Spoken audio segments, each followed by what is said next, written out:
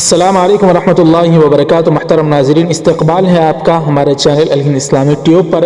پچھلے کئی دنوں سے ہندوستان میں ایک خاص کمیونٹی بالخصوص مسلمانوں کے ساتھ جو ہندوتوا فرقہ پرست عناصر اور ہندو مسلمانوں میں نفرت پھیلانے کی کوشش کرنے والے یہ بدبخت لوگ پہلے تو اپنے ریلیاں لے کر مسلمانوں کے محلے میں آتے ہیں اور ان کو اکساتے ہیں، اور مسلمان اپنا دفاع کرتے ہیں تو پھر انہی کے خلاف کیس کر کے ان کی عمارتوں کو، ان کے گھروں کو مسمار کرنے کا کام پچھلے کئی دنوں سے ہندوستان میں جاری ہے۔